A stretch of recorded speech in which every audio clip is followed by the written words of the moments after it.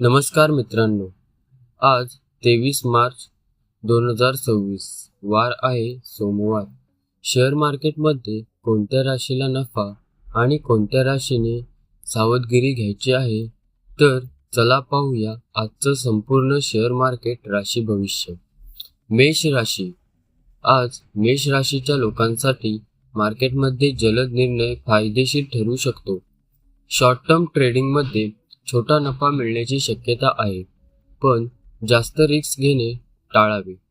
IT किंवा pharma सेक्टरमध्ये लक्ष ठेवायला लागणार आहे. वृषभ राशी. आज थोडं संयम ठेवण्याचा दिवस आहे.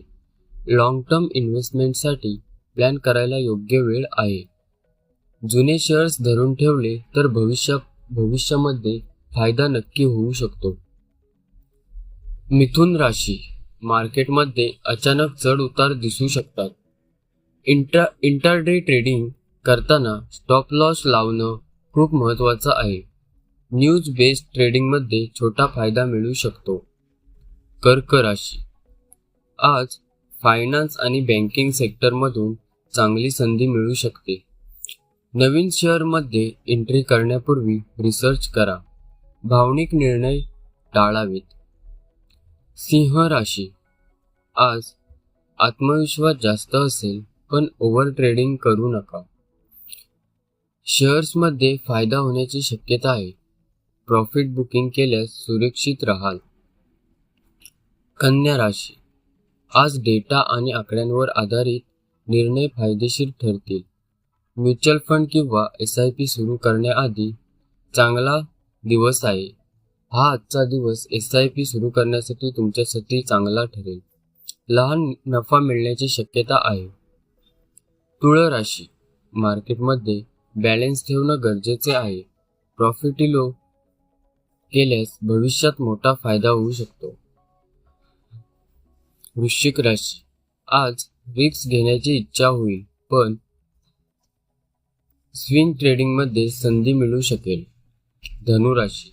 आज नवीन इन्व्हेस्टमेंट आयडिया मिळू शकते. लॉंग टर्म प्लॅनिंग केल्यास फायदा होईल.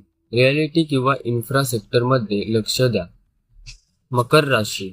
आज डिसिप्लिनमुळे मार्केटमध्ये यश मिळू शकतं. ओल्ड इन्व्हेस्टमेंट मधून छोटा प्रॉफिट मिळण्याची शक्यता आहे.